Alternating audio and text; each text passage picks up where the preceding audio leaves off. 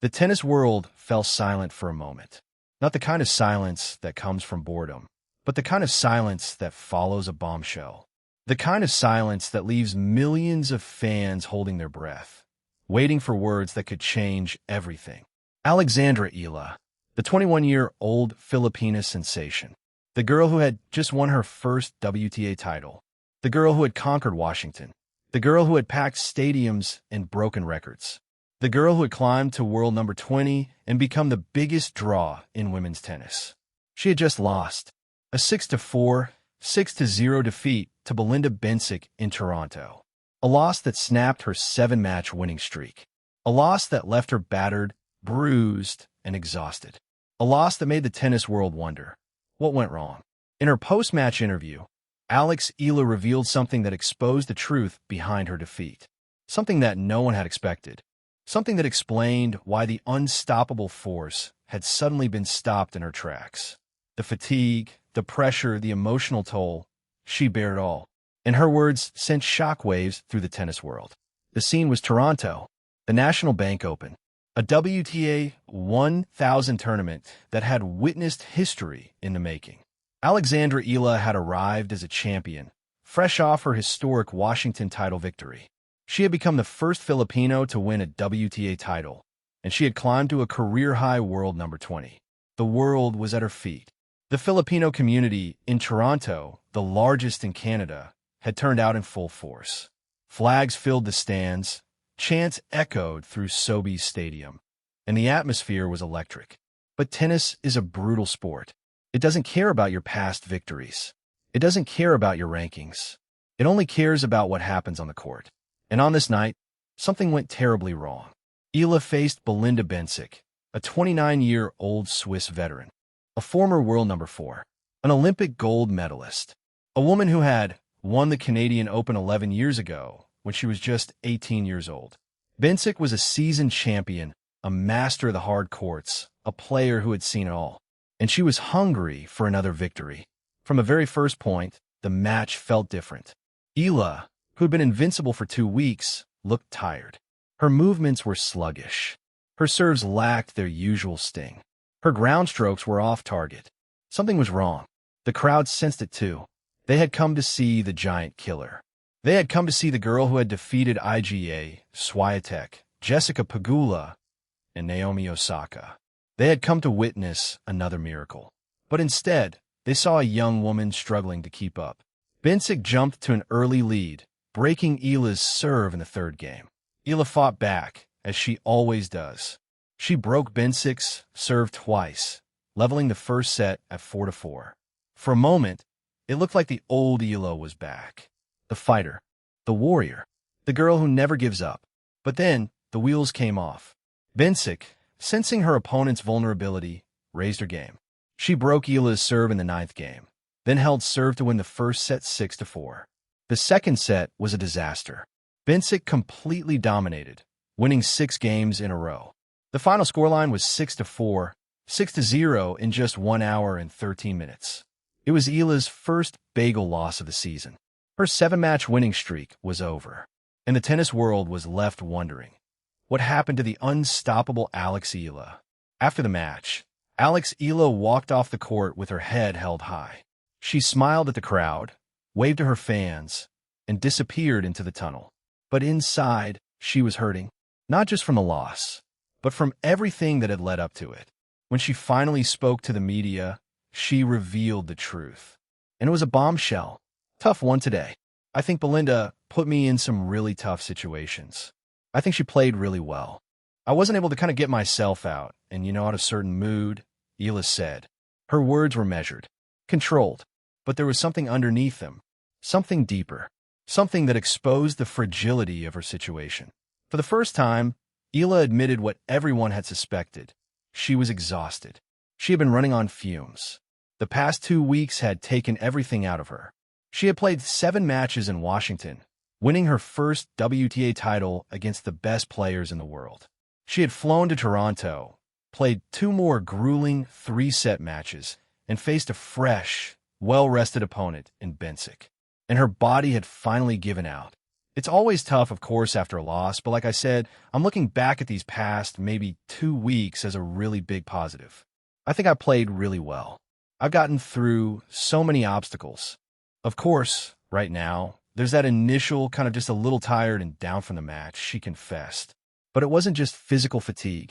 It was mental, emotional. Eala had carried the weight of a nation on her shoulders.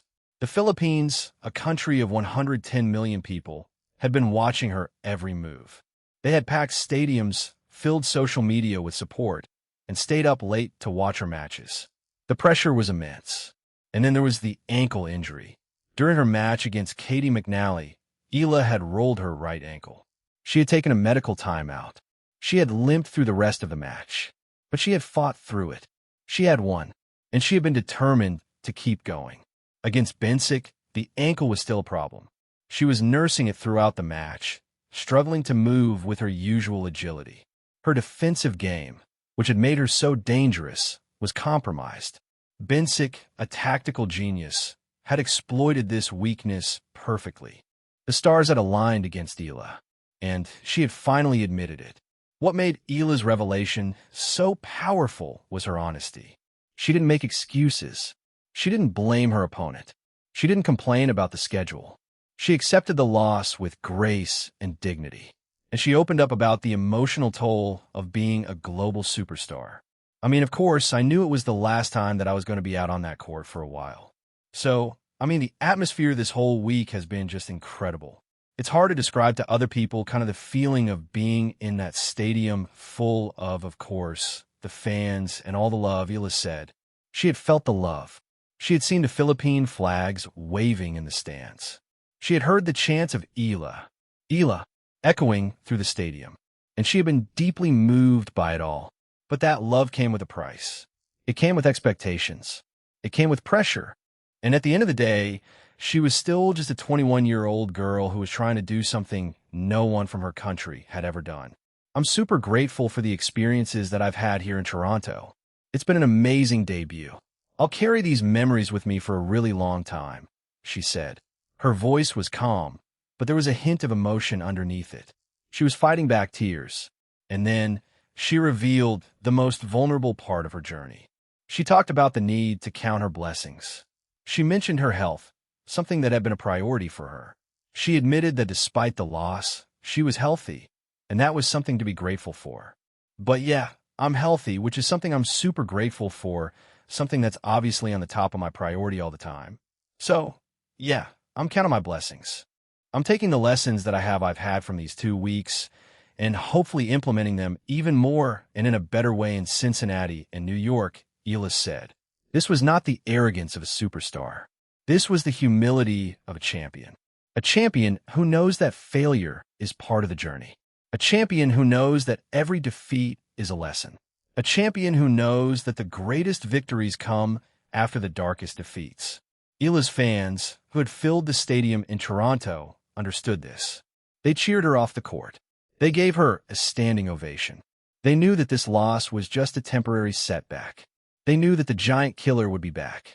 While Eala was struggling, Benick was executing a tactical masterclass. The Swiss veteran had studied her opponent carefully. She knew about Eala's left-handedness, her aggressive baseline game, and her ability to feed off the crowd. And she had a plan to neutralize all of it. Benick's strategy was simple but effective. She took the ball early, hitting flat, deep shots that kept Eala on the defensive. She moved Eala from side to side, exploiting her compromised footwork. She served with power and precision, winning crucial points at key moments. And she never let Eala get comfortable. I think she played really well, Eala admitted after the match. Belinda put me in some really tough situations. I wasn't able to kind of get myself out. It was an honest assessment from a player who had been beaten by a better opponent on the day. But Benick wasn't just a tactical genius. She was also a mental giant. She had been through this situation before. She had won the Canadian Open as a teenager. She had beaten the best players in the world. She knew how to handle the pressure, and she knew how to shut out the noise. There was also an intriguing contrast in how the two players approached the crowd. Eala feeds on the energy and roar of her fans. Benick, on the other hand, has often preferred quieter, calmer playing conditions and has shown visible frustration when crowds become too loud. To be honest, the crowd is really loud. I think it's great.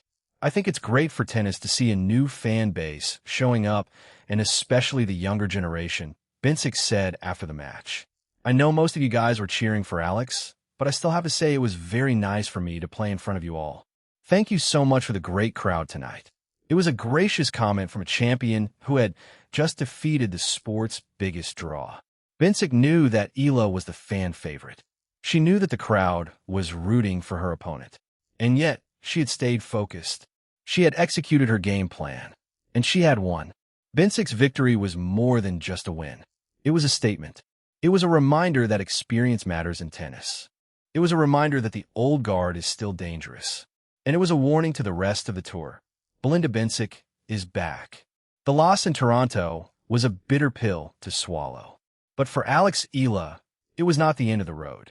It was a lesson about the importance of recovery, a lesson about the physical and mental demands of the tour, a lesson about the need to manage her schedule carefully.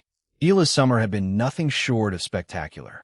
She had won her first WTA title in Washington, defeating a gauntlet of Grand Slam champions. She had reached the fourth round of Wimbledon. She had climbed to world number 20, and she had become the biggest draw in women's tennis. But all of that success had come with a cost. Now, Eala must regroup. She will head to Cincinnati for the WTA 1000 tournament starting August 13th. She will have a chance to reset, recover, and prepare for the biggest event of the year, the U.S. Open. She has already been confirmed for the U.S. Open, where she will also compete in the mixed doubles with Felix Auger-Aliassime. The eyes of the world will be on her. Eala is still learning. She is still growing. She is still figuring out how to be a champion. The loss to Benick is not a failure. It is a stepping stone, a chance to learn, a chance to get better, a chance to come back stronger. Eala even revealed her plans for the short break before Cincinnati, showing her human side. I definitely will take maybe 2 days off, a day or two. I do have to travel to Cincinnati. I need to get a haircut. I haven't gotten a haircut in a while. My nails are grown out. So yeah, I'll do a couple things just to get my mind off tennis. As Eala herself said, I'm taking the lessons that I've had from these 2 weeks and hopefully implementing them even more and in a better way in Cincinnati and New York.